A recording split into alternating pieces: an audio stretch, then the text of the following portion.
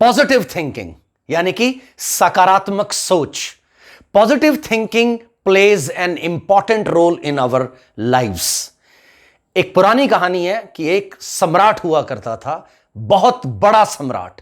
उसके पास बहुत बड़ी सेना थी, घोड़े, हाथी, सैनिक, और उसका पराक्रम चारों तरफ फैला हुआ था।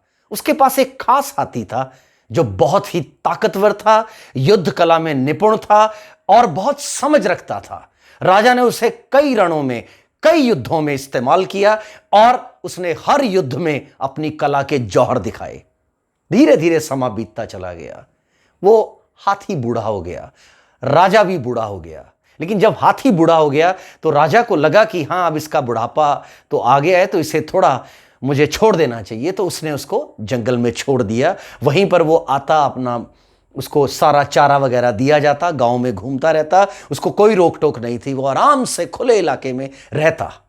यूं ही एक दिन वो यूं घूम फिर रहा था, घूमते फिरते वहां मतलब उस गांव के बीचों बीच एक झील थी। उस झील में आकर वो पानी पीने के लिए उतर गया। अक्सर वो उस झील में आया करता था।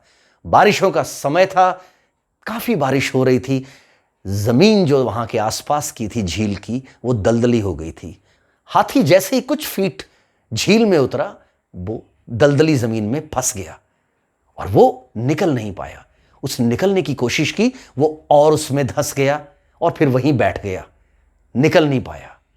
लोग इकट्ठे हो गए, थोड़ा बहुत उसने चिंघाड़ना भी शुरू किया, क्योंकि जब वो फंस गया तो वो थोड़ा दर्द से चिंघाड़ा भी। तो आसपास लोग इकट्ठे हो गए, राजा इकट्ठा हो गया, हर कोई वहां पर देखने लग पड़ा। राजा ने काफी लोगों को बुलाया और रस्से डाले और उसको निकालने की कोशिश की। हाथी कहां, इतना बड़ा महाकाय, वो वहीं धंसा रहा। थोड़ी देर में वहां पर एक महात्मा रहते थे, वो भी आ गए। उन्होंने वो सारा दृश्य देखा और राजन ने जाकर उनसे गुहार लगाई कि महाराज, ये हाथी निकल नहीं पा रहा है। तो उस संत ने वहां थोड़ी देर वहां जगह का जायजा लिया और राजा को कहा कि राजा, अपने सभी जो युद्ध नाद बजाने वाले जो पूरी तुम्हारी टीम है, उसको बुला लो। वो पूरा टोला जो नगाड़े बजाता है, युद्ध भेरियां बजाता है या शंखनाद करता है, उन सबको बुला लो। तो सभी लोग सकते में आ गए, भी इसकी क्या जरूरत है, इससे क्या फर्क पड़ने वाला है। उसने कहा कि लेकर तो आओ। महात्मा बड़ा समझदार और बहुत एक्सपीरियंस था, तो तुरंत आदेश हुआ। आ गए सभी नगाड़े बजाने वाले, डन डन डन डन नगाड़े बज रहे हैं, शंखनाद हो रहा है, युद्ध भेरियां, और वो पूरा एक युद्ध का माहौल।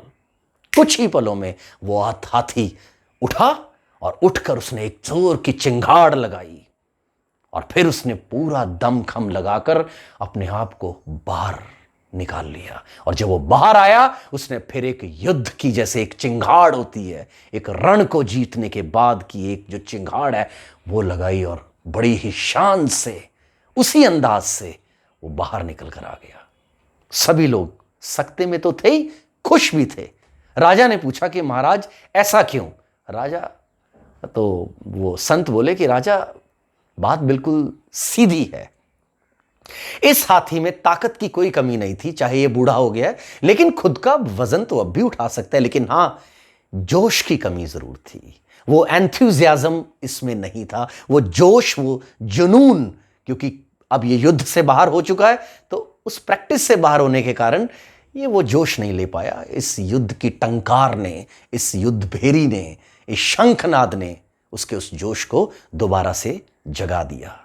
सो डियर फ्रेंड्स, हम सब लोग भी अलग अलग परिस्थितियों से गुजरते हैं, और खासकर इस वक्त जो परिस्थितियां चल रही हैं, उन परिस्थितियों में अपने आप को, अपने परिवार को और अपने कार्यस्थल पर अपने सभी को वर्कर्स को, टीम मेंबर्स को जोश में रखना बहुत जरूरी है। लेकिन सबसे पहले तो हमें खुद को, मुझे खुद को उस जोश में रहना है।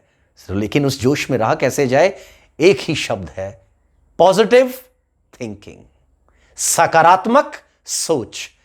अगर हम अपनी पॉजिटिव थिंकिंग को इंटैक्ट रखते हैं तो माय डियर फ्रेंड्स, हमारा जोश हमेशा बरकरार रहेगा। Thank you, all the best.